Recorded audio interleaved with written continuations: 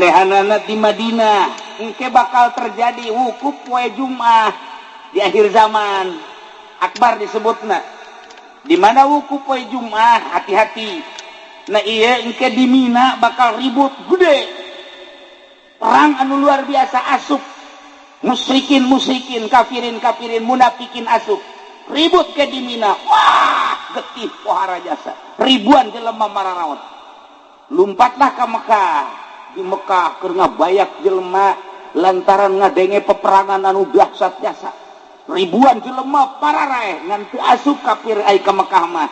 Ditungguanlah seorang kesatria Mahdi teh ye kakarak datang ti Madinah bainar rukni wal maqam nyanang ke bakalna salat bae di dinya. Allahu akbar. Allahu akbar.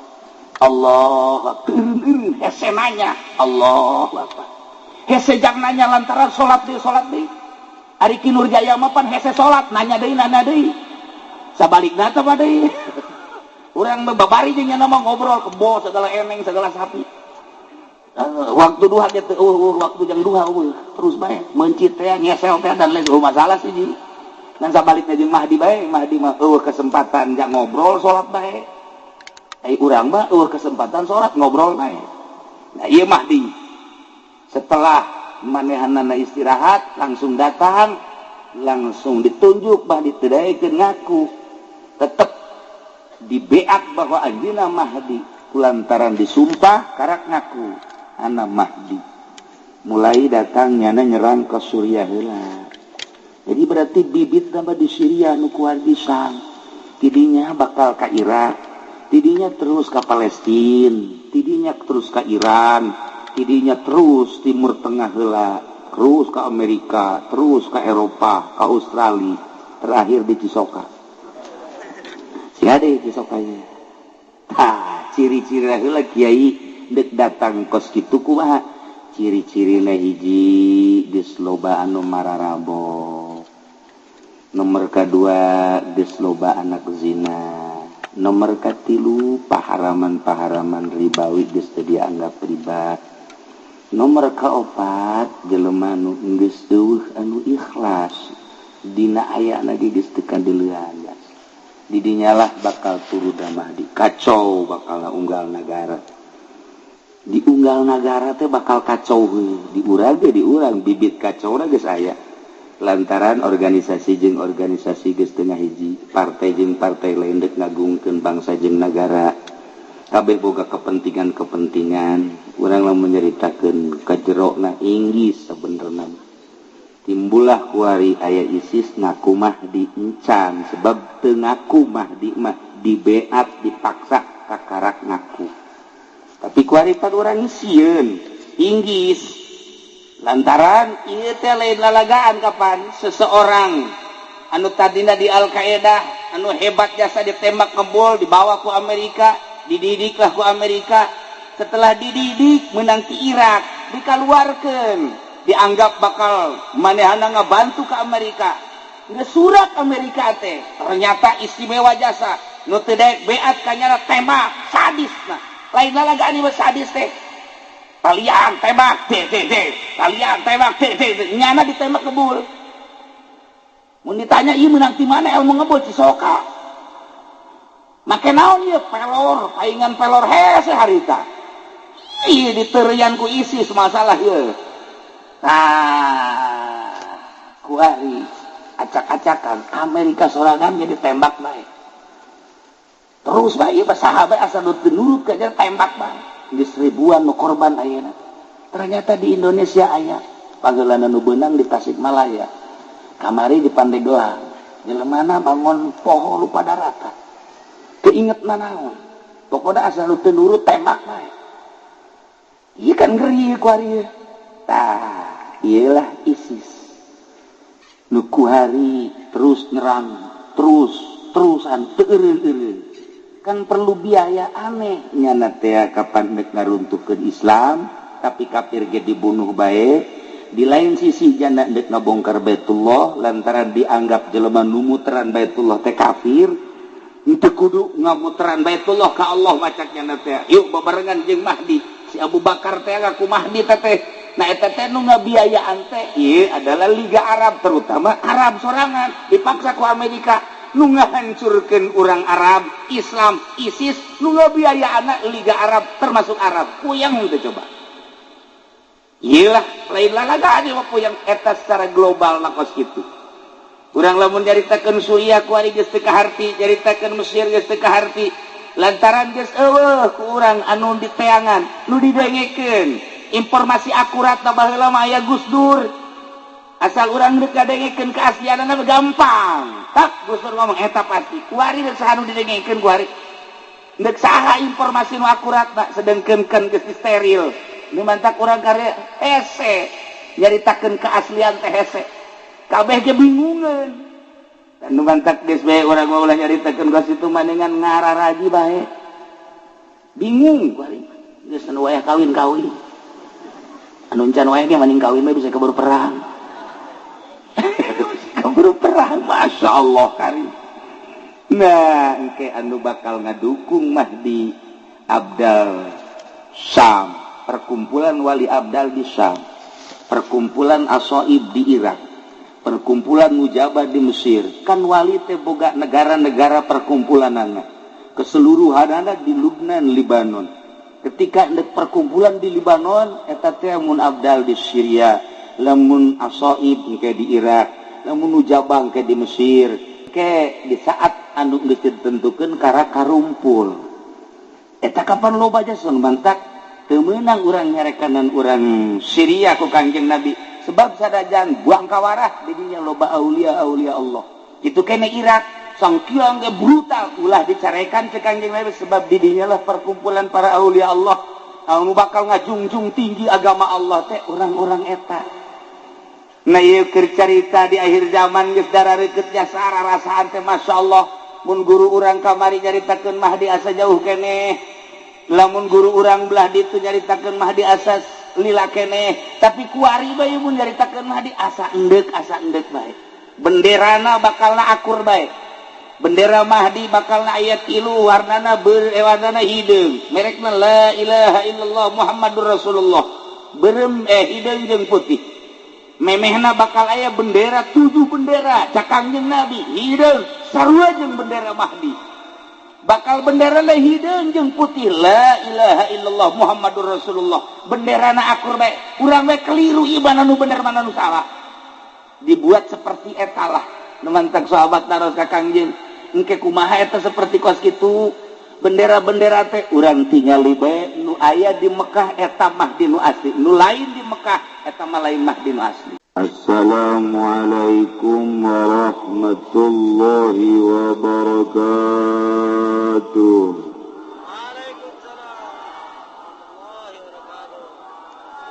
Alhamdulillah. Wassalatu wassalamu ala Rasulillah wa ala alihi wa sahbihi wa mawala amma ba'du. وقال الله تعالى في القرآن الكريم وهو أصدق القائلين أعوذ بالله من الشيطان الرجيم وذكر فإن ذكرى تنفع المؤمنين. Langkung tipayun urang sami-sami nyanggakeun puja sinareng puji ka Gusti Allah anu Maha Suci. Parantos masihan tina rupa-rupa nikmat ka urang sadayana, terutama nikmat anu kacida pisan ageungna nyaeta nikmat iman sinareng Islam. Shalawat sinareng salam mugia dilimpahkeun ka junjunan alam Kangjeng Nabi urang Kangjeng Nabi Muhammad sallallahu alaihi wasallam, katut ka para kaluargina oge ka para sahabat-sahabatna rauh para tabi'in asbab tabi'in.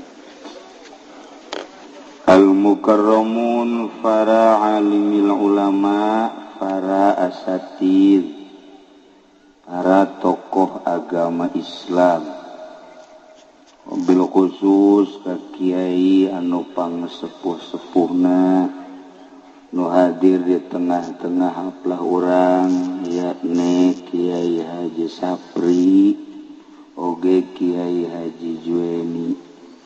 Mudah-mudahan nu karolot-kolot diparanjangkeun umurna, nu ngarora-ngarora mah ditihela-tihelakeun. Saki Jueni untung. Lu jelas mah seluruh para kiai, para qori, alhamdulillah katingali rempug ngariung ngaronyok di dieu di bumina almarhum Kiai Haji Jaya. Can di bumina Kiai Haji Nurjaya rerencangan simkuring waktu dicaringin sekaligus guru. Kula guru kanyana naklukeun kebo mah geus dibere. Jampe naklukeun kebo ciduhan bae cek nyana leungeun haju taplokkeun ka irung sorangan. Salah tante teh. Tah kitulah para jamaah kaum muslimin wal muslimat rahimakumullah.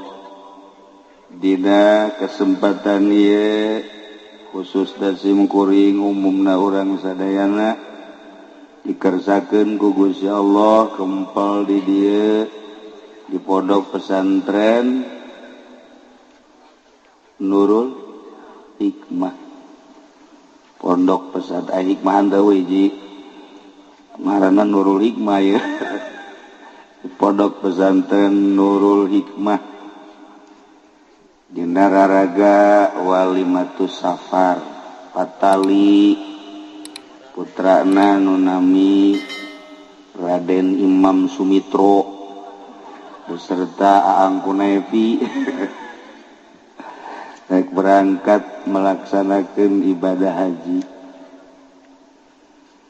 Jadi malam ieu anjeunna hayang didoakeun ku urang lantaran lamun ningali haritna di Timur Tengah serangan-serangan nu teu pararugu geus puguh di Irak, Suriah, Palestina, kuari geus menuju Yaman, bahkan diperkirakeun musim haji asup ka Arafah, asup ka Mina, asup ka Baitullah. Untung mun teu kabekah moal manggih riweuh. Tapi kuari keur bejeuna mengkikis pager betis supaya ulah terjadi. Di urang mun carita organisasi riweuh teu puguh arah. Nu jelas NU, aya Muhammadiyah, aya Ikhwanul Muslimin, aya Persis, aya Persib, aya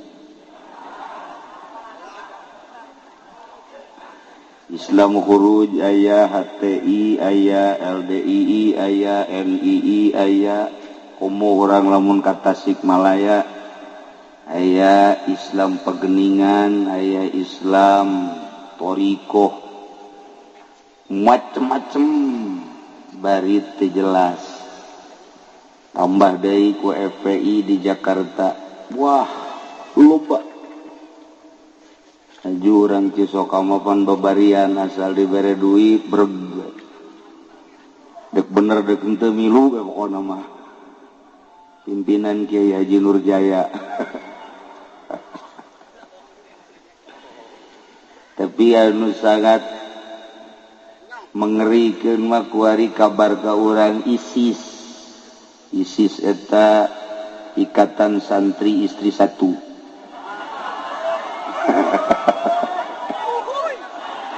Jadi ulah anu nyandung santri mah asup ka ISIS Ikatan Santri Istri Satu lantaran sieun ka nu kolot nagalak.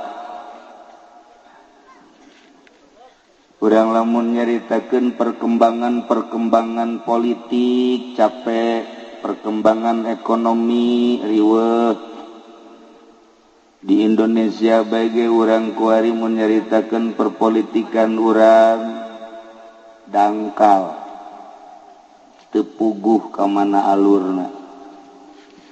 Nu mentak nu jelas mah calon wali mah santri. Harapan SMA jara di wali harapan di universitas jara di wali atuh boro-boro universitas santri gese jadi wali. Kan rada deres doang. Sedengkeun anu mengamati karena perkembangan agama mah hanya wali-wali Allah, para solihin anu mengikuti baju mundurna kumaha ieu si agama. Ai batur mah anu di partai, anu di organisasi anu tanggung jawab agama ngomong doang. Ai santri mah pan tanggung jawab penuh. Aya nu paeh siap nyalateun eta ngaran tanggung jawab.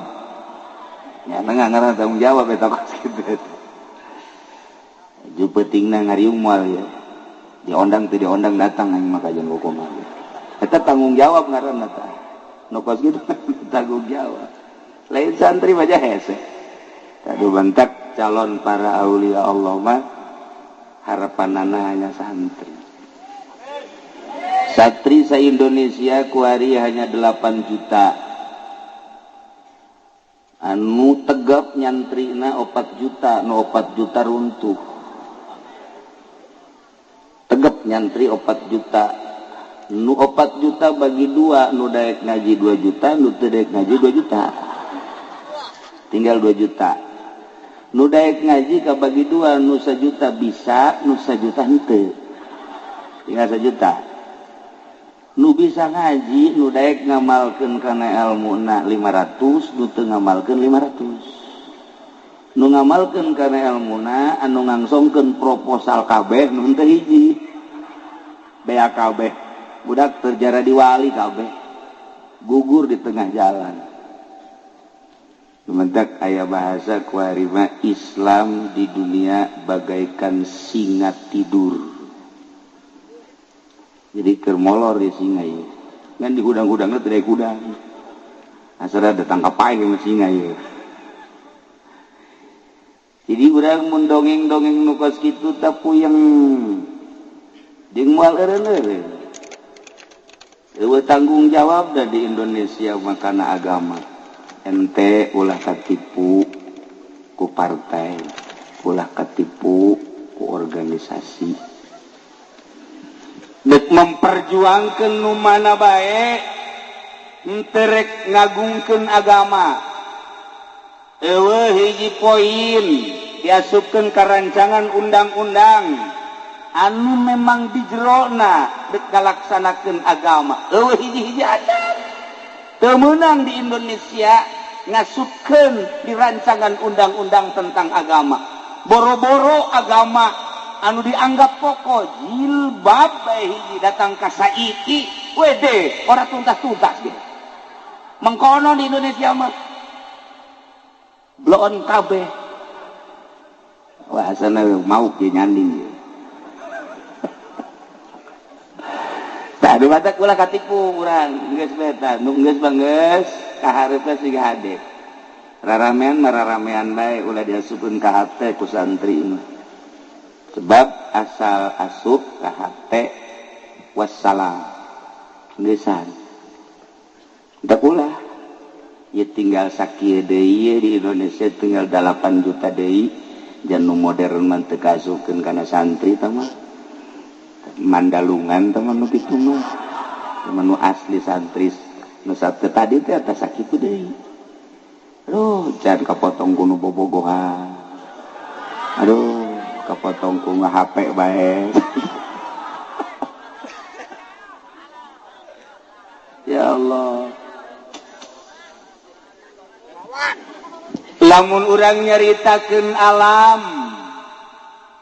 mimiti alam teh alam arwah, kemudian ke alam dunia, isuk pageto alam barzakh, ke alam mahsyar, ke alam akhirat. Di alam arwah Kangjeng Nabi Ibrahim dipanggil ku Gusti Allah. Cek Gusti Allah, Ibrahim gerokeun seluruh manusia seru ku anjeun supaya daratang ka Mekah ngalaksanakeun ibadah haji. Matak di Al-Qur'an dijelaskeun wa adzin fin nasi bil haji ya'tuka rijalan wa ala kulli dhamiri yatina min kulli fajjin amiyq. Wallahu a'lamu bimuradihi wa adzin fin nasi wahai Ibrahim gerokeun ku maneh manusia supaya ngalaksanakeun ibadah haji ka dieu ye ka Mekah. Engke lamun kumaneh digerokeun jelema bakal ngajawab. Mun ngajawabna sakali bakal ka Mekahna sakali. Mun ngajawab baheula 2 kali ka Mekahna bakal 2 kali. Lamun ngajawab 3, 4, 5 dan selanjutnya bakal ka Mekahna sesuai jawaban baheula. Mata Kangjeng Nabi Ibrahim naik di alam arwah ke Jabal Abi Kubais, tinggal ngaran kuari jadi istana Raja Pahat kuari Abdullah. Kangjeng Nabi Ibrahim opat jihad, mimiti ke arah barat, kemudian ke arah selatan, timur, utara, bahasana akur.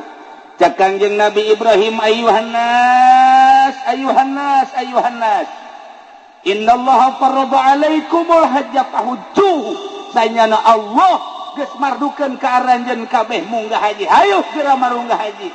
Eta manusia aya nu ngajawab, aya nu henteu. Mun ngajawab sakali-sakali, mun 2 kali, 2 kali, mun 3 dan selanjutnya ngajawabna ku bahasa labbaik Allahumma labbaik. Mudah-mudahan ware di dieu baheula ngajawab. Sehingga babari berangkat ibadah haji ka tanah suci. Terserah kumaha bae carana. Beres Kangjeng Nabi Ibrahim ngegero, iblis CS naik. Cak iblis aing ge bisa nurutan kos kitu ieu. Hebat iblis ge. Ayuhan nas, malah pasehan iblis sial. Ayuhan nas, ayuhan nas, ayuhan nas, innallaha farada alaikumul hajja fahujjuhu. Hei manusia orang Cisoka cak iblis. Ditambahan ku Cisoka tak iblis bloon. Allah geus bardukeun munggah haji ka marana coba. Hayu geura marunggah haji. Urang Cisoka brong kabeh ngajawab. Labbaik Allahumma labbaik. Anu 2, nu 3, nu 4. Tah, lamun baheula ngajawab seruan Kangjeng Nabi Ibrahim, hajina haji mabrur. Lamun ngajawab seruan iblis bakalna jadina haji mardud. Pan tadi mah urang Cisoka ngajawabna tina ngajawab seruan. Tuh, sia nu ngomong kan? Mardud sia. Nauzubillah min. Nu mantak aya 2 tipe engke jelema teh munggah haji teh. Aya anu hajina mabrur, aya anu mardud. Babari ka mangga sakitu bae teh. Haji mabrur ayakuna ayarji'a khairan mimma kana, sapulangna ti Mekah leuwih bagus tibatan memeh ka Mekah. Lamun jelema munggah haji balik ti Mekahna leuwih bagus tibatan memeh ka Mekah, gas tunjuk rame-rame mabrur. Anu mabrur teh geus teu asing deui, al hajjul mabrur laisa lahu jazaun illa jannah, surga. Lamun balik ti Mekahna leuwih gore minimal angger bekos kitu, berarti hajina mardud. meme munggah haji tilok make kopiah tas munggah haji gitu make kopiah meme munggah haji teh osok bobonceng si mbak balik teh boh tambah jeung si embok silaka ieu mah ieu tah ieu mardud ieu da kula beuk nanya bae ka urang Cisoka di Cisoka di dieu kira-kira cak pandangan mata urang loba anu mabrur tah loba anu mardud sakali deui nu mabrur apa mardud coba contohan saurang mana tunjuk saurang di dia mardud naudzubillah min baliklah cenah kiai mah daripada mardud mual ke Mekah jiblong can pugu karu geus sieun mardud deuk mabrur deuk mardud urusan Allah nu penting mah naik kapal Garuda di jero kapal teh aya dugelis sakitu bae hese bae neangan dugelis cara di Cisoka eueuh irung marancung di luhur kapal mah kulitna lelemu sarareungit deui di Cisoka mah ngaranna ge deukeut ka Solear tuh lain deui itu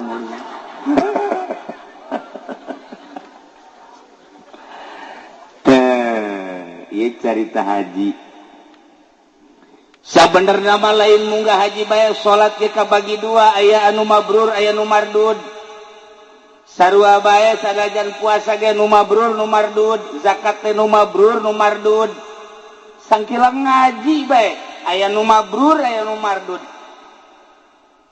urang tarolah nyaritakeun ngaji bae lamun ngaji niatna lain karena Allah niatna hayang hebat mardud lamun urang masantren ngaji niatna hayang neangan dunya mardud lamun urang ngaji niatna hayang ngelehkeun batur mardud lamun urang ngaji kena hayang jadi kiai mardud cacak-cacak masantren bae ge ka mabrur teh hese nu sakola mah neraka kabeh kan nu ikhlas dari sakola mah eta geus hese kartu di dinya doang geus kabaca oh langkah-langkah nu mardud jeung nu mabrur teh asal niat lain lillahi ta'ala mardud asal mardud jahanam tuh urang lamun nyaritakeun kos kitu di Kifayatul Adzkiya inggis jasa santri ngaji maksudna endek hayang gagah elmuna hayang neangan dunya ngelehkeun batur kanyawan ku kiai-kiaina magahanana sarua ejeung ngajual pedang ka jelema nu deuk ngabegal haram sarua bae kiai lamun maksakeun bae kos kitu kiaina mardud jadi neangan kiai nu mabrur neangan satiu mabrur hararese lolobana mardud bae kabeh ngan lumayan mardud nya lumayan gitulah para jamaah kaum muslimin wal muslimat rahimakumullah deui lalakon munggah haji lantaran geus ti dituna lamun memang baheulana ngajawab kajeun kuku mage ka Mekah bae lamun baheulana teu ngajawab sanajan sugih ka bina-bina oh tetep bae hese bae tadi ka Mekah hese bae kajeun kuku mah baheula aya jelema ngajawab di alam arwahna duit teu boga dulur kabeh sararusah ngan nyana baheulana ngajawab babarieun Gusti Allah mah nyana keur cicing di tengah jalan jol bae aya angin topan wow kabawa kan bus datang ke Mekah ringsek ngan datang ka dituna tapi lain lalagaan aya hiji santri urang Surabaya nyana ngamalkeun sholawat bae salat Ibrahim Allahumma sholli ala sayyidina Muhammad wa ala ali sayyidina Muhammad kama shallaita ala sayyidina Ibrahim wa ala ali sayyidina Ibrahim wa barik ala sayyidina Muhammad wa ala ali sayyidina Muhammad kama barakta ala sayyidina Ibrahim wa ala ali sayyidina Ibrahim fil alamin innaka Hamidum Majid saminggu 4440 di Surabaya nyana nganterkeun dulurna zaman di Halim Perdana Kusuma begitu dulurna asup nyana dia milu asup teu kadeuleun ku penjaga asup ka kapal nyana dia milu asup ka kapal teu kadeuleun eta mah geus ngan di jerona teu kabagian kursi kan atuh oh merekan pan nyana itu boga pisah Kajian guys karena mah cicing tapi tidak ada datang aman biasa datang ke Jeddah dan lain sebagainya ke Mekah tidak ada ieu berkat maca sholawat Ibrahimiyah terus ke Madinah terus balik ngan pas dek balik di Jeddah timbang barang kemudian paspornya kan teu boga tanya paspor teu boga kadeuleu tanya nama kadeuleu barang balik mah kadeuleu meureun didinya kurang wirid gajeun ku kumaha ge tah kadeuleu tanya tah ditangkap ku askar tangkap langsung disijin didinya langsung sidang begitu di sidang aya nu ngabantuan seperti kos gitulah kaayaanna nyana bahwa nyana ngawirid itu teu kadeuleuan kabeh heraneun askar ge polisi Arab polisi Mekah heraneun ku ta'ajubna akhirnya tetap dikembalikan ke Indonesia. Masya Allah tak wiridan hayang ke Mekah mah ka kiai mana bae ge eta jampe nata maca sholawat Ibrahimiyah 4444 saminggu cenah itu moal diburu-buru ieu mah ye ba'da salat 7 ngan ba'da subuhna 40 hiji coba ge minimal ente kajun kuku mage ngimpi mah kudu ngimpi ka Mekah ya begitu ge untung Masya Allah iya salawat manjur luar biasa gitulah cerita di alam arwah nu jelas mah jelema macem-macem berangkat ke tanah suci terserah kabeh gerak Allah deku kumaha ge di persidangan akhir di akhirat nyangakeun sadaya-daya nu penting kuari mah urang daftar berangkat baheula mah bisa direncanakeun hayang tahun ieu hayang tahun itu hayang tahun itu hayang 5 tahun sakali kuari mah hese di Tangerang geus 12 tahun kuari bahkan 13 tahun mun kuari daftar umur 60 tahun tambah 13 tahun berarti diperkirakeun datang ke berangkat umur 70 pae 73 tahun nah iya mayoritas kan di orang antara 63 64 dan tabasa bodoh urusanana jelas kos kitulah di urang teh kos kitu nah iya berangkat ke tanah suci rek ningali Baitullah rek muteran Baitullah rek sa'i hari nu ngabangun Baitullah saha kiai nu ngabangun Baitullah pertama malaikat Jibril dilanjut ku Kangjeng Nabi Adam alaihi salam kebelah dieuna terus ngan anu aya dina Al-Qur'an adalah Kangjeng Nabi Ibrahim alaihi wa idh yarfa'u Ibrahimul qawa'ida minal baiti wa Ismail rabbana taqabbal minna innaka antas sami'ul Kangjeng Nabi Ibrahim teh urang Sam nu kuari keur perang Suriah. Kangjeng Nabi Ibrahim diinstruksikan supaya ke Mekah. Dibawalah Siti Hajar dalam keayaan gede beteng. Berangkat ke tanah suci datanglah ka wadi, ka jurang, lembah, Mekah ngaranna. Ini teh can aya ngabentuk Baitullah model kieu. Didinya dipanggieunkeun saung ku Kangjeng Nabi Ibrahim Siti Hajar tina tangkal korma sabagusna jeung sarekepna sapira palapah korma langsung disaungan beres disaungan sapoe 2 poe 3 poe Kangjeng Nabi Ibrahim teh diinstruksikeun deui titah balik deui ka Suriah culak-cileuk langsung naik kana onta cek Siti Hajar Kak Ibrahim kakak meureun lagi saruanya kira-kira gitulah ieu bangunna ungkak ingkik bae endeu ka mana teu ngajawab Kangjeng Nabi Ibrahim pan bangun deuk berangkat teu ngajawab Kangjeng Nabi Ibrahim ku sebab neuleuh pamajikan beuteungna keur gede secara manusiawi cek Kangjeng Nabi Ibrahim banyak kudu ditinggalkeun pan ieu teh pagawean aing banyak kudu ditinggalkeun mah tapi instruksi Gusti Allah Ibrahim indit deui ka Suriah katilu kali cek Siti Hajar lamun memang ka Ibrahim kudu berangkat dek ditanya bae ieu kahayang sorangan atau parentah Gusti cek Kangjeng Nabi Ibrahim parentah Gusti lamun parentah Gusti nyanggakeun sok berangkat abdi berarti bakal diurus ku Gusti Allah ulah sieun-sieun Kangjeng Nabi Ibrahim langsung berangkat tengah liuk saya tiketikacan Kangjeng Nabi Ibrahim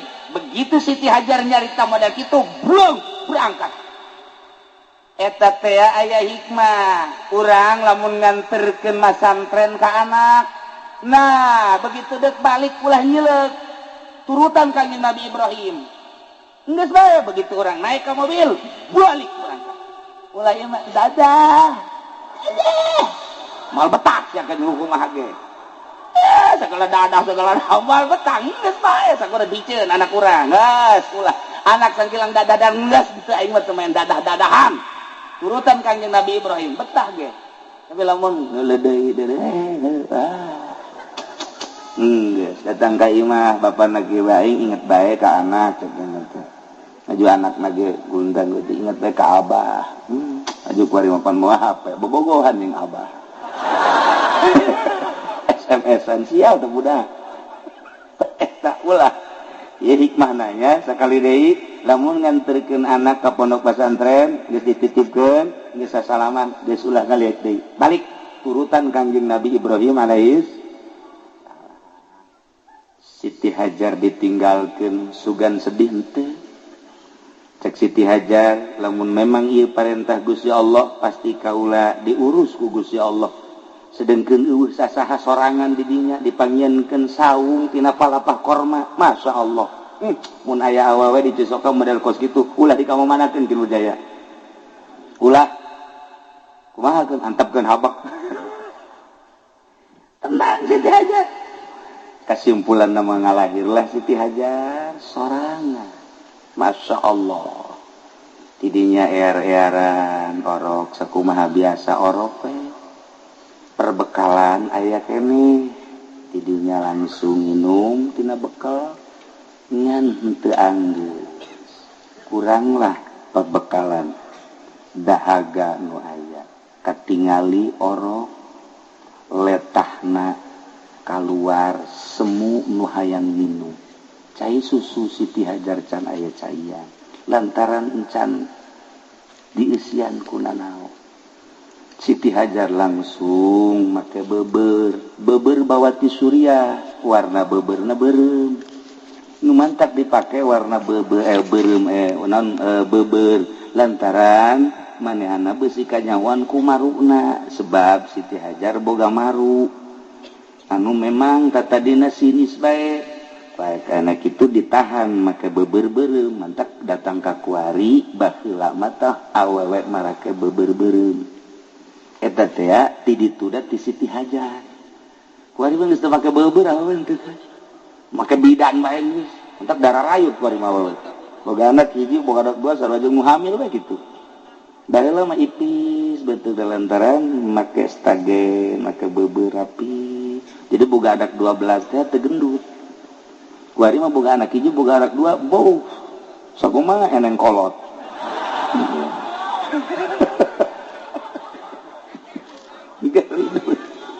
bebe aju aya hikmahan lamun aya jelema sakolot baheula ieu mah mun aya jelema masuk ka guguran 2 bulan kaguguran 3 bulan kaguguran ulah hese-hese sakolot urang baheula teangan beber awewe sok talikeun ka dieu ditalikeun ka dieu asal nali bae ka dieu masya Allah hikmahna luar biasa kitulah para jamaah kaum muslimin wal muslimat rahimakumullah Siti Hajar naik kasopa maksudna neangan jelema sugan aya jang menta tulung ditingali ku Siti Hajar teu aya terus ka marwah ningalian jelema beusi sugan aya jelema rek minta tulung teu aya neangan deui terus ka marwah deui tidinya luak lieu ka sofa deui luak lieu teu aya geus 7 kali aya suara kita ningali ke arah Zamzam pas ningali ke arah Zamzam malaikat Jibril keur nepakan taneuh atau diketikeun ku sampeanana ditambah kujang-jang tak mancer cai sabarkeun ku Siti Hajar kadinya. Waduh, mandi Siti Hajar nginum. Oh, luar biasa. Mawa jang anakna. Kemudian di pandian anakna kadinya di lantaran terus bae mancer. Cek Siti Hajar bari di kamanaon kitu ngaranna dikulah ke cek Siti Hajar zam-zam zam-zam zam-zam. Zam-zam teh bahasa Suriah, hartina mun bahasa urang mah stop stop stop stop stop. Jadi eta zam-zam teh cai stop sebenarnya. Stop, eureun gip ucap urang mah eureun ulah terus bae. Jadi we ngaran zam-zam. Jadi mun ngaran kurang mah cai eureun sebenarnya eta mah. Eta stop zam-zam zam. Duh, gede kitulah cerita zam-zam. Masyaallah. Kitu cerita Siti Hajar teh 7 balik di sofa ka Marwah ti Marwah ka sofa ti sofa ka Marwah ti Marwah ka sofa. Jadilah kuari syariat. Mimiti urang toab, sanggeus toab kemudian sa'i 7 balik didinya cukur beres geus sakitu haji. Eta umroh tinggal aya wukufna bae ka Padang Arafah. Babari doa Kangjeng Nabi Ibrahim istimewa. Kangjeng Nabi Ibrahim teh ngadua ka Gusti Allah di samping Rabbana taqabbal minna innaka antas samiul alim wa tub alaina innaka antat tawwabur rahim. Nah, kuari ge urang lamun deuk nyeun pondok pesantren eta bae doana ulah hese-hese.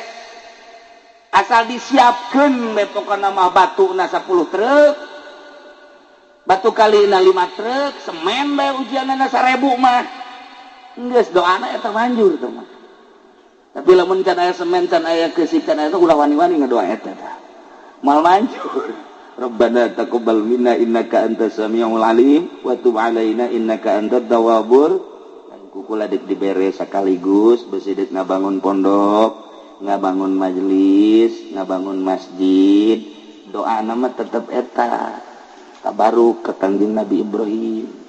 Wa idh yarfa'u Ibrahimul qa'ida minal bait wa Ismail rabbana taqabbal minna innaka antas samiul alim wa tub alaina innaka antat tawwabur rahim. Para santri, para ustad beusi deuk ngabangun kukula diijazahan eta lah ketika letakan batu pertama kabelah dituna maca wadduha wal laili idza sajama wadda'aka rabbuka wa ma dan sampai selesai.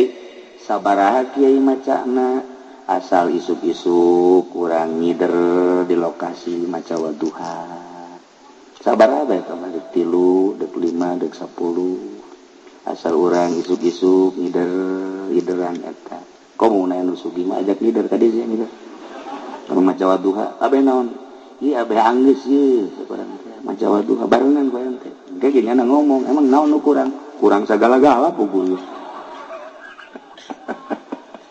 Wadduha ente ngabangun pondok, ngabangun majelis, mushola, masjid eta Masya Allah lain hiji lain dua aya kiai ngabangun teu anggeus bebejalah kasimkuring di jazahan eta. Begitu di jazahan eta dibaca bae ku jana wadduha mutar bae di dieu. Datang ke masyarakat teh kaget kiai kunaon muter bae abeh anggeus. Wadduha wal laili hayo baturan ku sia wadduha ya. Jadi urang dinya karunya po kiai cenah muter bae urang bantuan yuk. Eta sarua jeung pelet teh lamun urang kurang khusu kan kurang manjur. Tah lamun khusu manjur, urang mah teu khusu ge hayang manjur. Babari sebenarnya mah begitu geus beres pelet batu kan segede kieu tah di Cisoka makan make batu bener teh. Make batu timpahkeun ka tonggongna. Aya kan nyanan kurang dia pelet eta kalah aing bogoh ka sia. Ge jangan atuh sajarah mah jangan teh kudu pelet kula mah geus bogoh teh heula. Tah eta timpahkeun ka huluna. Ngudag ge kita jeung bogoh mah.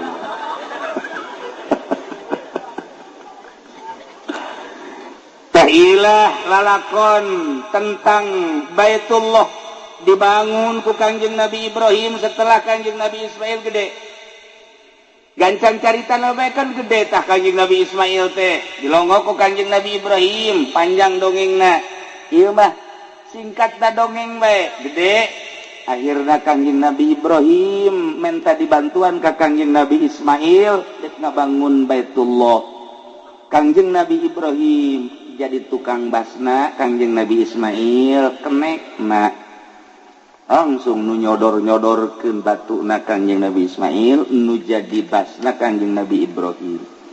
Begitu dibangun terus ngaluhuran teu kasodorkeun, maka Kangjeng Nabi Ibrahim nyieun taraje jang naik bentukna batu dikadinyakeun batuna ditumpakan ditincak ku Kangjeng Nabi Ibrahim langsung batu ngapung sorangan eta kos dongeng batu ditincak esteger ngaranna ketika beuki luhur batuna ngapung sorangan atuh teh batu bisa ngapung sorangan aya tanagaan ti mana sahanu ngaremot eta seberapa batu tapi batu naik sorangan beuki luhur beuki naik beuki luhur beuki atuh seberapa teu make batu ge bisa ieulah keajaiban mukjizat Kangjeng Nabi Ibrahim alaihi salam. Nah kuari aya titinggalna ngaranna makom Ibrahim lain kuburan makom Ibrahim teh esteger aya tapakna dirinya tapak sampean Kangjeng Nabi Ibrahim.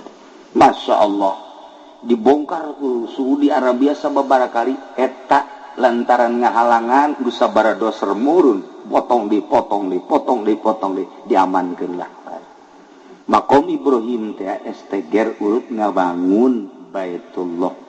Jadilah Baitullah seperti ayeuna ngan kungsi runtuh kemudian dibangun deui kurang seetik dikurangan lantaran nu halal hijir Ismail.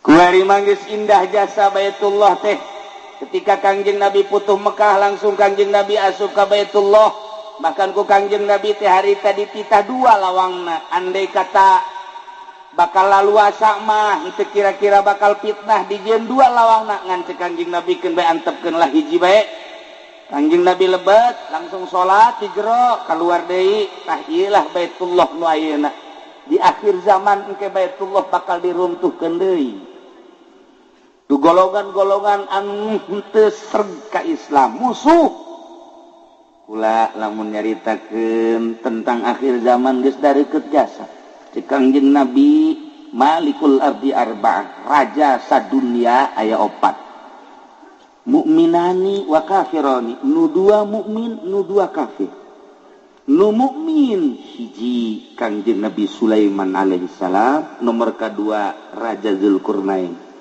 kafir aya 2 hiji Raja Namrud nomor kedua Raja Fir'aun cek sakol buhtusah cak Kangjeng Nabi wasayakulu khomisun bakal jadi raja sadunya engke di akhir zaman 5 hiji deui di akhir zaman sayakunu khomisun wal mahdi min dzurriyyati eta adalah mahdi ti anak incu kaula entek besi aya di Cisoka mahdi sing hade eta beureun tah mahdi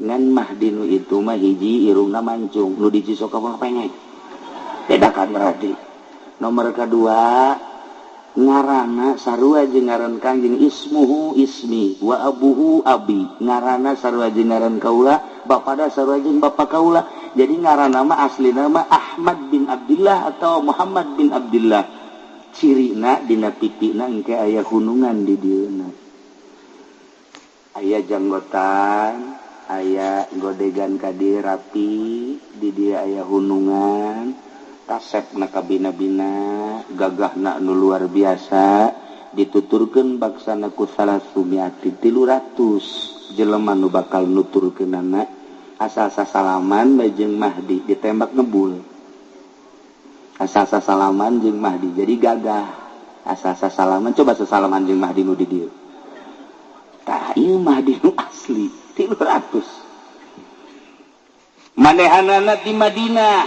engke bakal terjadi wukuf poe Jumat di akhir zaman akbar disebutna di mana wukuf poe Jumat hati-hati nah ieu engke di Mina bakal ribut gede perang anu luar biasa asup musyrikin kafirin munafikin asup ribut ke di Mina wah getih pohara jasa ribuan jelema mararaot lumpatlah ke Mekah di Mekah keur ngabayak jelema lantaran ngadenge peperangan anu dahsyat jasa. Ribuan jelema pararae ngan teu asup kafir ai ka Mekah mah. Ditungguanlah seorang kesatria Mahdi teh kakarak datang ti Madinah bainar rukni wal maqam nyanang ke bakalna salat bae di dinya. Allahu akbar, Allahu akbar, Allahu akbar. Hese nanya Allahu akbar, hese jang nanya lantaran salat deui. Ari Ki Nurjaya mah pan hese salat nanya deui sabalikna teh deui. Urang babari jeung nya mah ngobrol kebo segala eneng segala sapi. Waktu duha gitu, waktu jam duha terus baik mencit teh nyesel teh dan lain masalah sih ji. Dan sabaliknya jeung Mahdi bae, Mahdi mah kesempatan jang ngobrol salat bae. Urang mah kesempatan salat ngobrol bae.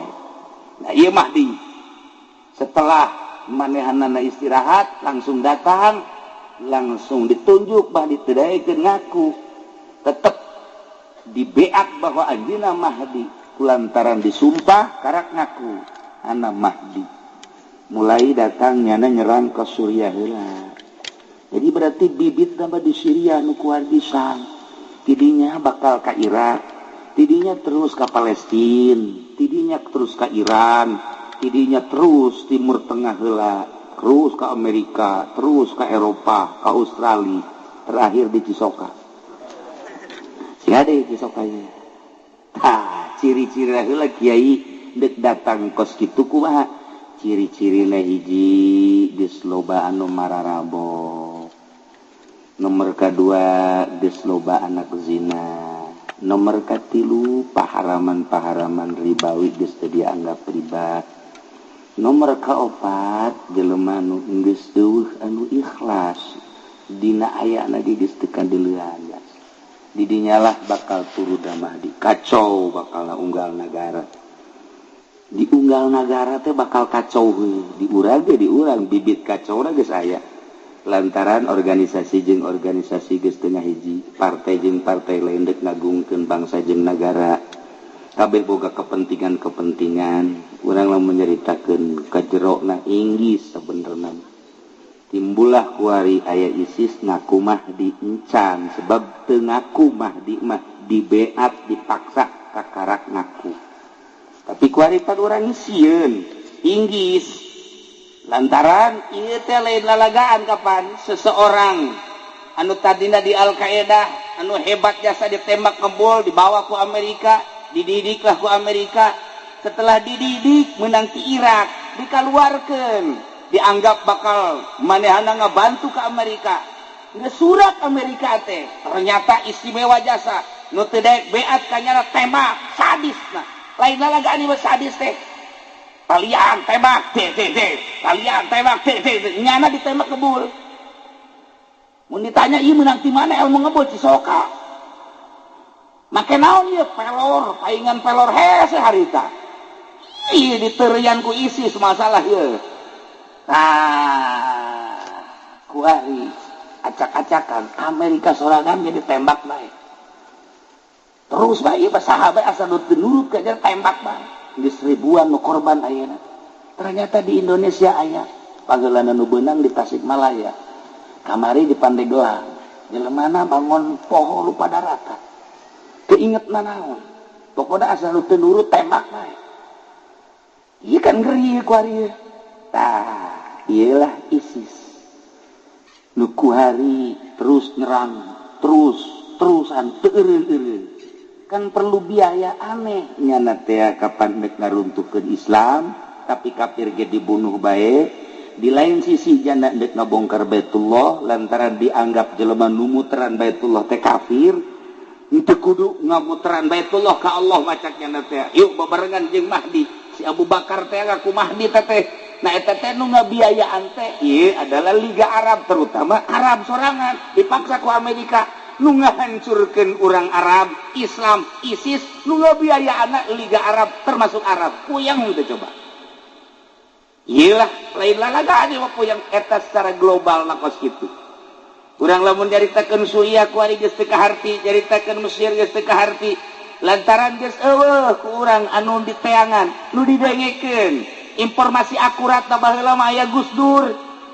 asal urang dek ngadengekeun keaslianana gampang. Tak Gustur ngomong eta pasti. Kuari rek sahanu didengekeun kuari. Dek saha informasi nu akurat nak sedengkeun geus steril.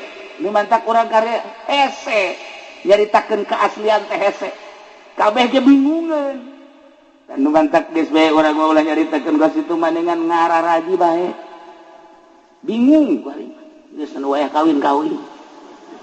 Anu encan wae ge maning kawin mah bisa keburu perang. Keburu perang, Masya Allah karim. Nah, engke anu bakal ngadukung Mahdi Abdal Syam, perkumpulan wali Abdal di Syam, perkumpulan Asoib di Irak, perkumpulan Mujabah di Mesir. Kan wali teh boga negara-negara perkumpulan anak keseluruhan anak di Lubnan, Libanon.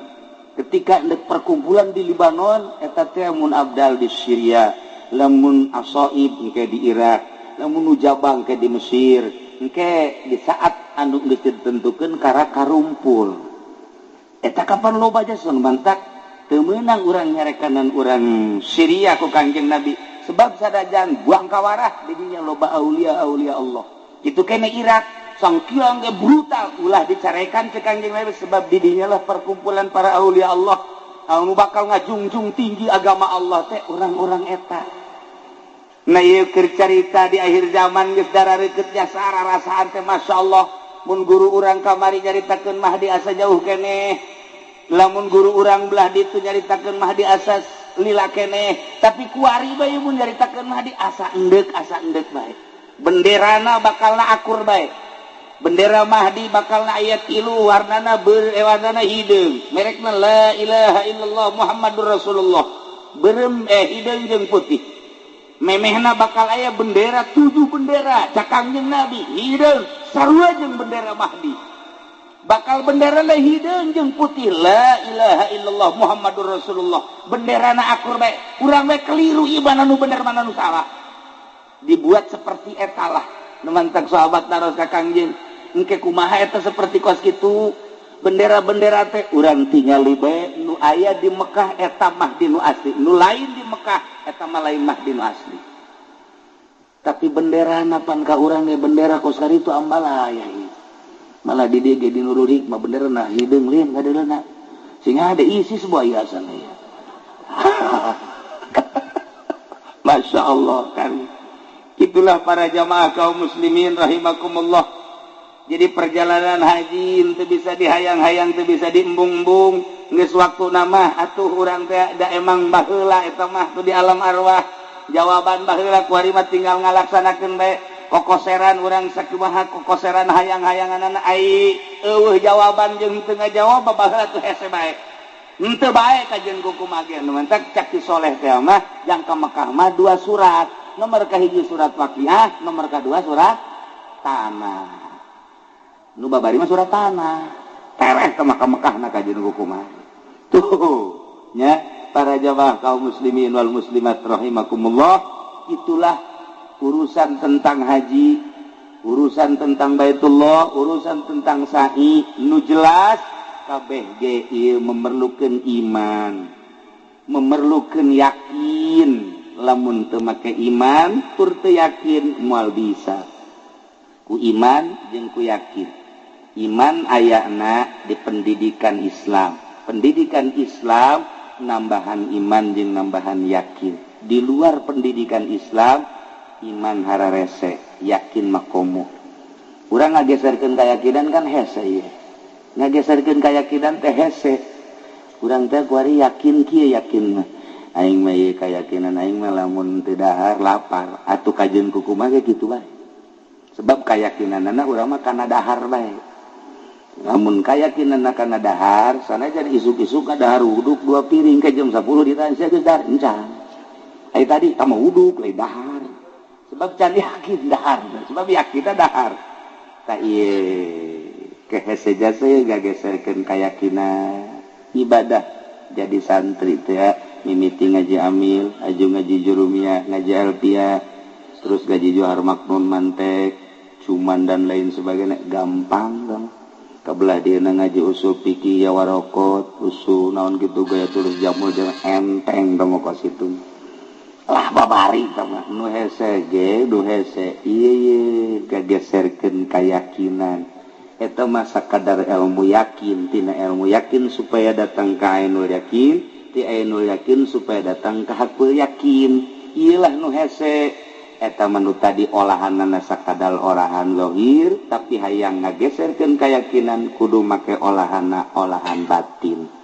Nah ngolah batin ieu lah nu hese nu dedeleanana lain make dedelean nu ieu tapi make dedelean nu ieu dedengeanna lain make dedengean nu ieu tapi dedengean ieu aambeunana lain aambeun nu ieu tapi aambeun nu ieu mun geus bisa ngageser dedelean dedengean jeung aambeun lain nu ieu tapi nu ieu kakara jelema eta lah nu patut dituturkeun ku urang.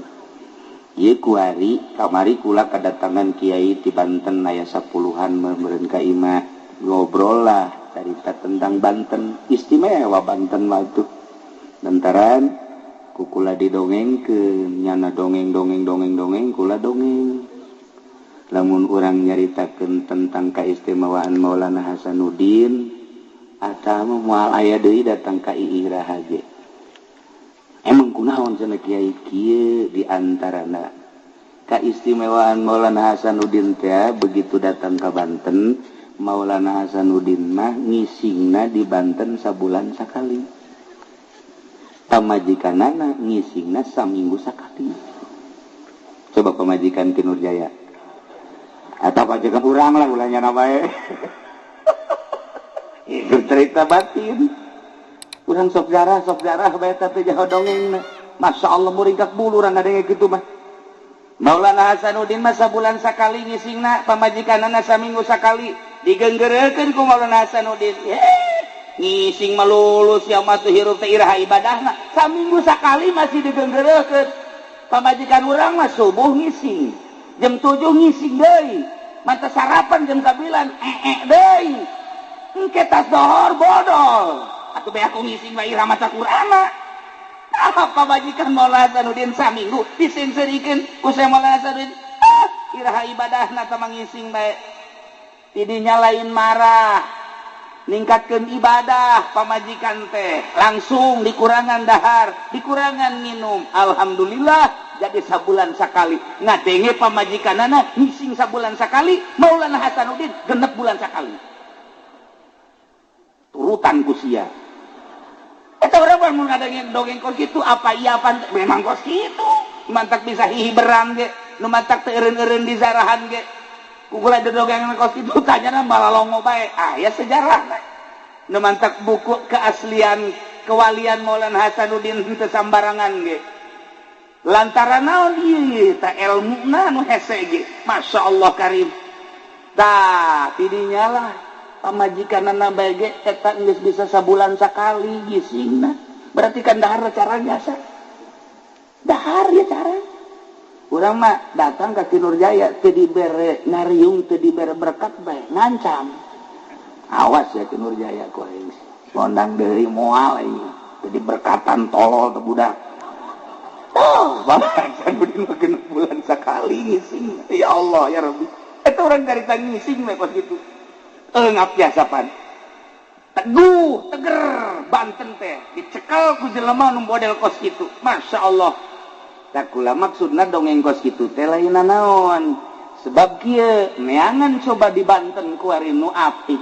Tarolah ulah apik cara Maulana Hasanuddin, ulah apik cara Syekh Maulana Yusuf, ulah apik cara guru-guru orang nu kamari. Hiji be ulah nyokot duit ti pamarentah bae sakitu tah apik urang ku ari. Eta bae heula tah teger agama kajen ku kumaha ge. Ulah ngajukeun proposal dibere ulah daek aya teh etik mah. Ti Nurjaya seuri, kadena aing gede cek nya teh. Moal anggeus-anggeus. Tah deuleu pancer urang Syekh Maulana Hasanuddin. Nu mantak manehanna nama kapan istimewa jasa. Ku 7 bae ge ku 7 ku 3 la ilaha illallah pan bisa hiber. Ku 3 la ilaha illallah dongengna. Masya Allah dibawa Syekh Maulana Hasanuddin teh Syekh Syarif Hidayatullah ke Mekah diasupkeun ka Jas ka dieu asup ka dieu asup ke nongol teh huluna kos manuk dibawa ke Mekah, diijazahan, talqin, baca, ulah nafas, tarik nafas, beres, beat langsung, sok baca, 3 kali ulah nafas, tarik, hibar, tilu la ilaha illallah bisa hibar di Mekah ke Banten. Coba ente tilu bae.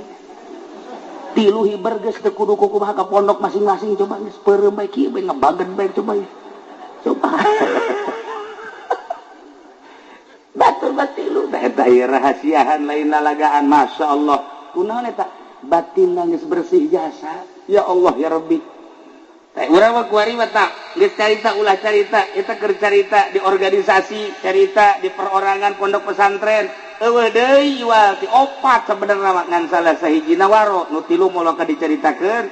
Ieu titipan ti Sunan Rahmat anu ngamimitian muka pondok pesantren di Jawa Timur, dilanjutkeun terus ka dieu. Mantap pondok pesantren mah titipan para aulia Allah, asal ngegeser bae kana yayasan, geus lain titipan para aulia Allah. Henteu salah nyen yayasan eta mah perkembangan.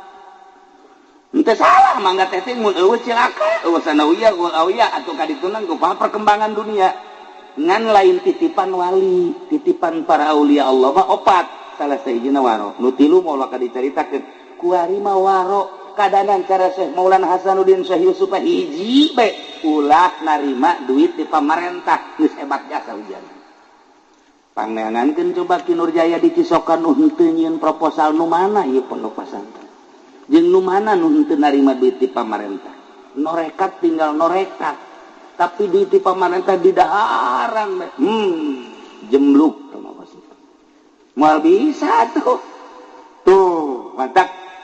Baheula aya hiji manusia ngaranna Ibrahim bin Adham. Ibrahim bin Adham teh pan geus diangkat jadi kutubul aulia. Geus nikmat jasa. Ibadah penting teh geus ngeunaheun amis. Jasa masyaallah, ngeunah. Pernah ngimpi dibawa ka surga. Pernah ngimpi manehanana babarengan jeung para mursalin, para nabi. Geus dijelaskeun bahwa tempat anjeun ieu surgana. Geus senyum bae. Masyaallah. Nyana ngadoa ka Gusti abdi ieu pan geus jadi makhluk surga. Luku abdi dipenta abdi mah hayang nyaho tatangga abdi kuari saha engke di sorga nu babarengan jeung abdi nu deukeut ka abdi. Dibere ilham Ibrahim bin Adham, lamun maneh hayang nyaho babaturan maneh tuh aya di Mesir, ngaranna eta tempatna di dinya. Teong. Nyana ti Baghdad langsung berangkat ke Mesir. Begitu datang nanyakeun ka urang lembur eta, ampura kula jauh-jauh ka dieu rek nanyakeun hiji jelema ngaran si anu. Masya Allah cak urang Mesir, atuh kunaon jauh-jauh neangan si eta. Kitu kunaon? Pemabok lah takap tama. Nu bener nyaah katingali anjeun mah dina tarang tukang sujud, katingali dina pis tukang ibadah, katingali dina kentel tukang zuhud, katingali dina mata tukang cerik. Kol neangan jelema tukang mabok, maning indit ka ditu. Apa inya nya? Ih, eta tukang mabok di dieu mah. Jelema eta teh raja mabok. Aduh, nyana kieu we cangcaya Ibrahim bin Adham teh aing mah nyai ja ilham. Berarti ti setan meureun. Kita ngadoa aja aing teh ieu ngadoa ka Gusti menta saha pibatureun ka di sorga. Mah nya setan nu ngabisiki teu kaharti. Tapi aing gadege informasina ieu ku jelas-jelas teuing. Akhirna nyana cangcaya. Ngan begitu deuk balik bebeja. Tempatna bae di mana tempatna? Tuh, tempatna nu itu tuh. Lah, taman deuk balik deuk teu ke geus neuleuh maka jeung barang neuleuh bener di dinya aya 40 manusia keur mararabok. Wah. Keur ngaganja kok. Mabok nu naon. Ai nyana mah diuk bae kieu bae. Kieu. Begitu geus ningali nyana balik deh. Digerok. Hai, Ibrahim. Ka dieu. jauh-jauh di Baghdad hayang kapanggih babaturan di sorga geus datang kunaon indit jepan nyahoon wah cak Ibrahim aing eleh ya kunyana ye ayo ka dieu mendak ka dieu nu jadi masalah cak Ibrahim bin Adham kok nyahoon aing teh ka dieu deuk neangan ti batureun sanu na beja aja ngobrol ge encan ulah sok sombong jadi ahli sorga.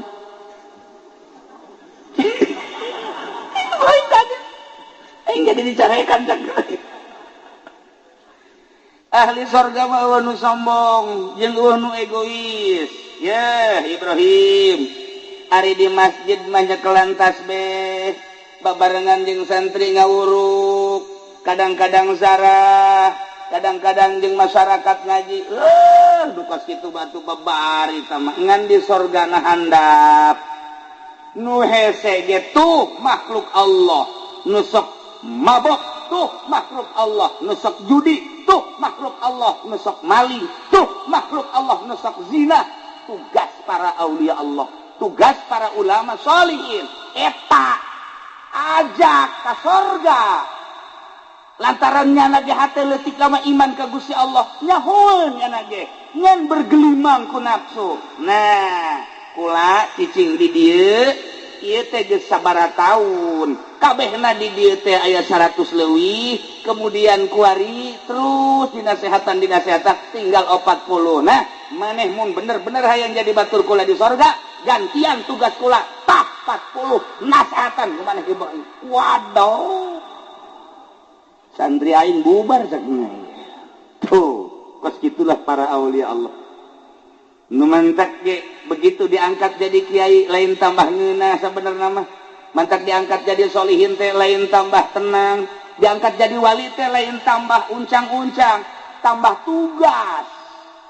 Ketika orang jadi kiai baheula nyantri, dahar ge jeung peda, wehan teh jeung lauk asin. Ku Allah teh dipake ka cinta dibisakeunlah ngaji dititipanlah ilmu wari geus jadi kiai boga majlis boga murid masya Allah mobil lagi sakumaha showroom nu leutik teh ditanya kunyana apa jadi takabur atuh haju deui dakwahna ge pilihan lamun ka daerah anu amplopna gede ieu boleh lamun anu moal eta kos kitu kok jadi kos kitu atuh. Tugas wali, tugas ulama seperti tadi. Cek Ibrahim bin Adham mah satu kula tuh boga tugas wali manusia. Nek nasehatan opat ieu. Dinasehatan ku Ibrahim bin Adham nganasehatan pemabok malain cara santri. Santri mah dinasehatan tieu ka dieu lalaunan geuna anu mabok. Kudu kumaha? Oh, carana kieu cek manehanana. Poe ieu nyana mabokna ieu 5 sloki na isuk mah kena 4 bae. Sia ulah 5 4 ke isukna 3. Ki Nurjaya mah bisa minum nyana ge di dinya deui. Atuh cilaka tah mah lain ngasehatan anjlug. Ieu hese eta.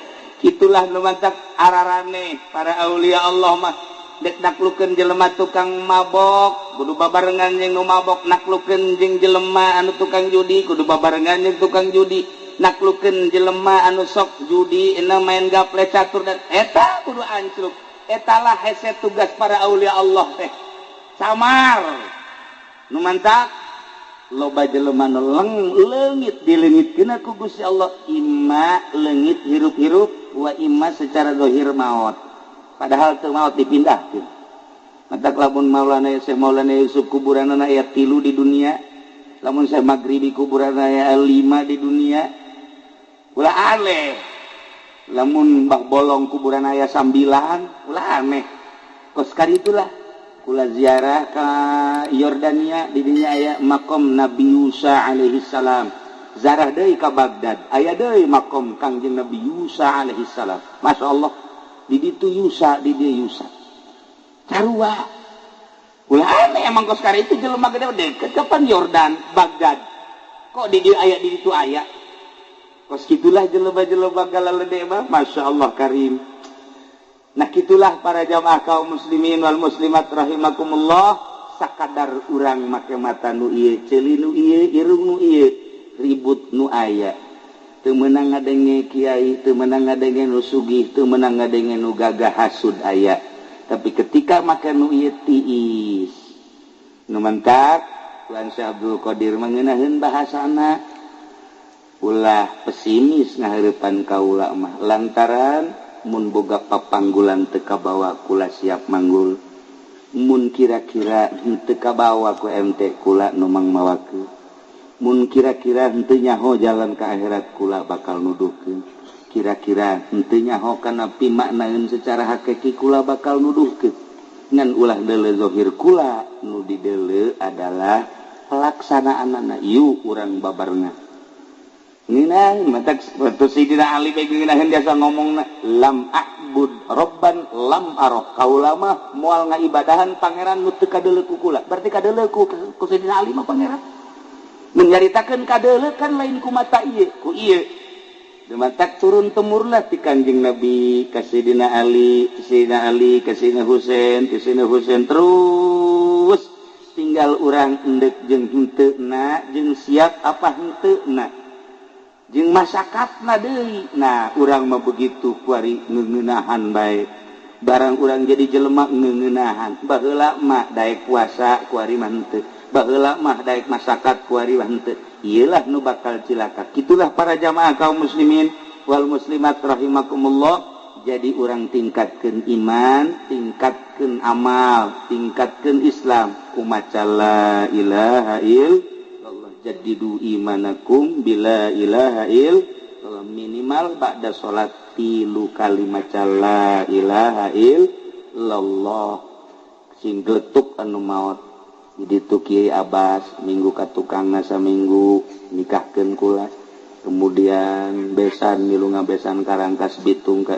Kiai Endim peutingna maot berbarengan jeung eta di dieu Ki Hamzah maot berbarengan jeung eta isukna di Garut deui maot deui teu muriang deui loba jasa ieu nu maot teh masyaallah karintahkeun bae nu maot mah ngan urang mah mun maot mudah-mudahan aya dina ridho Allah Subhanahu wa taala aya dina keur ibadah ka Gusti Allah Subhanahu wa taala sakitu bae mentana jadi embung-embung paeh mah datang bae dihayang-hayang aya encan mah henteu bae nu penting mah dikiraha bae maot asal aya dina ridho Allah Subhanahu wa taala kitulah para jamaah kaum muslimin wal muslimat rahimakumullah balikan deui al hajjul mabrur laisa lahu jazaun illal jannah beudu balik di Mekah teh tas ibadah haji kemudian ziarah ka Kangjeng Rasul emang kumaha gitu panu ibadah haji mah begitu datang tak kajidah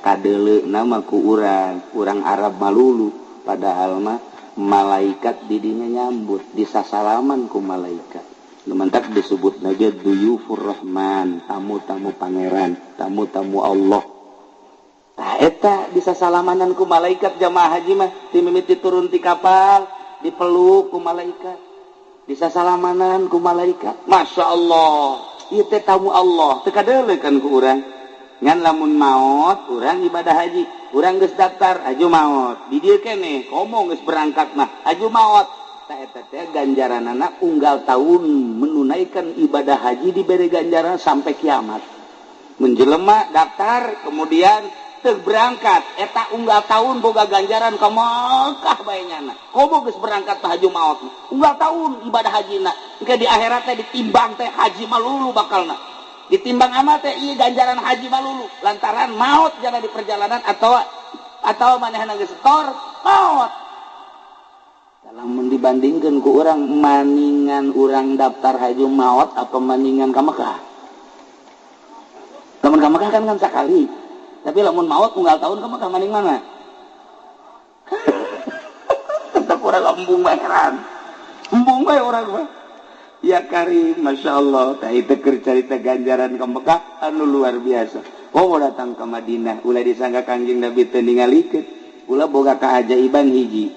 Waktu tahun 90 genep jeung almarhum Abah begitu zarah ka makom Kangjeng Nabi macet di ditu ka dieu ka ditu di bebu salam teh pan kuari mah ka ditu kabeh keriba bisa di ditu bab Jibril bisa ti dieu bisa macet anu luar biasa. Kula di dieu abah di dieu ngahalangan abah kagencet di ditu ka dieu geus enak gencet luar biasa. Wah asana ieu mah paeh di dieu nih asana paeh cak kula ieu ini ningali abah kula ge geus kikituan bae nu saja nu sarua macet ngadu di ditu ka dieu eta langsung bae hadiah ka Kangjeng Nabi langsung nya Kangjeng Nabi nage aya hadiah beres kunaon aya jelema jangkungna gedena jangkungna ti di jelema biasa kaluhur 1/2 meter ti jelema nu biasa kaluhur 1/2 meter di sisiran bukna kasep irungna mancung teu make kopea terus make baju putih ka dieu teu make jubah putih teu make sorban seuri bae senyum bae blek pas di hareup plek leungeunna kieu segala tuturkeun renggang gede renggang we nyunahkeun jasa terus ka hareup barang datang zarah ka makom Kangjeng beres zarah terus jana kikian we hayu cek jana mah terus datang ka hareup temanggi sakali eta masyaallah ketika kuari ke kadedeleukeun bae beungeutna katingali rambutna katingali jubahna katingali asal ka Madinah we inget eta asal ka Madinah inget eta ongkos ka Cisoka bae asal ka dieu inget ka Kebo Haji Jaya asal ka dieu inget bae eta gitulah para jamaah kaum muslimin wal muslimat rahimakumullah na ieu keur carita ibadah haji pelaksanaan tina keyakinan urang iman urang ka Gusti Allah Subhanahu wa taala nu teu ibadah haji hayang sarua jeung ibadah haji sarua sakumaha nu ku Kangjeng Nabi dicaritakeun urang salat Jumat isuk keneh salat Jumat sarua jeung ibadah haji al Jumatu hijul fuqara salat Jumat munggah hajina nu palalaki gitulah para jamaah kaum muslimin wal muslimat rahimakumullah carita ibadah mah teu kudu munggah haji bae jam munggah haji ge ibadahna ka Allah di dieu urang ibadahna ka Allah Allah mah deukeut jasa ka urang di mana bae urang taqarrub ka Allah jadi mantap ulah kaget namun Habib model Habib Lutfi jangan mah salat di mana bae ngalawudu beres tak salat di dieu Allahu akbar urang mah teu sanggup salat di tempat eta lamun dipikir ku urang atuh Allah nama teh di mana bae aya ieu urang mah kudu rapi teh kudu malah Habib Usman mapan salat di jalan Allahu akbar salat duha teratrit polisi teu wani nya salat duha bae 8 rakaat Allahu akbar macet los ka ditu Allahu akbar mun Haji Jaya kudu kos kitu atuh di penjara can ka badana Habib Usman mapan kos kitu Allahu akbar ya Allah ya Rabbi gitulah jelema-jelema laluhur urang nyaritakeun Habib Usman komo nyaritakeun Syekh Maulana Hasanuddin nah ieu urang menyaritakeun ngisingna 6 bulan sakali berarti teu dahar-dahar kan kok dibere kuat eta ulah aneh lamun eta nyaritakeun kakuatan kuari aya jelema kiai kira-kira geus sataun parahna ngagoler bae ketika kula kamari umroh nyana geus bebeja bae hayang geura datang kucu yang geura datang geus umur cenah teu kapanggih deui begitu kula datang langsung ngalayat kunaon ieu nu dek dicaritakeun lainna naon sataun teu ngadahar sangu nginum saeutik kok kuat biasa kadang-kadang hudang kadang-kadang leumpang biasa teu ngadahar sangu sama sekali ngan nginum doang saeutik dibere kuat ku Gusti Allah jadi aing dibere kuat mah babari dia teu muriang sakitu muriang sataun geus teu ngadahar sangu nginum ge saeutik tadi anakna datang deui ukula ditanya kumaha ieu alhamdulillah cenah bukan itu aju ngadahar sangu dan teu ngadahar sangu tapi kuat coba urang ulah ngadahar sangu mulai ti esuk ngan urang nyiapkeun kuburan bae heula nanya urang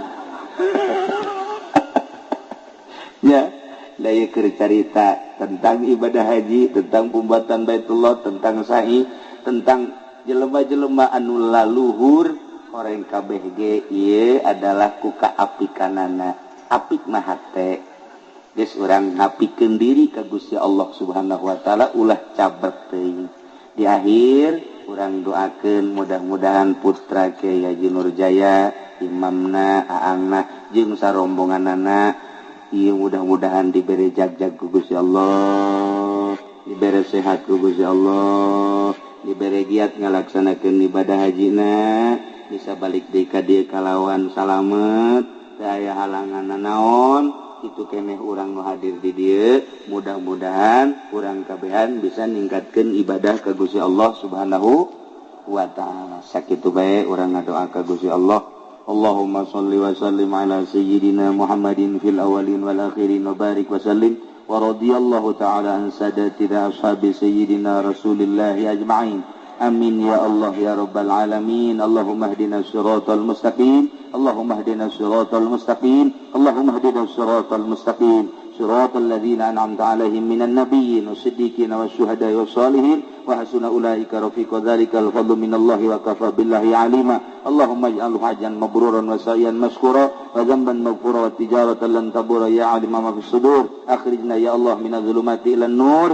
Akhrijna ya Allah minadh dhulumati ilan nur. Akhrijna ya Allah minadh dhulumati ilan nur. Allahumma arzuqna ya Allah ilman nafi'a wa amalan mutaqabbala wa rizqan halalan tayyiban wa qawlan hasana wa imanan kamilan bi rahmatika ya arhamar rahimin. Rabbana taqabbal minna innaka antas samiul alim wa tub alaina innaka antat tawwabur rahim. Wa shalli wa sallim ala jami'il anbiya'i wal mursalin walhamdulillahi rabbil alamin. Wallahul muwaffiq ila aqwamit thariq. Wassalamu alaikum warahmatullahi wabarakatuh. Allahumma ya qadiyal hajat Allah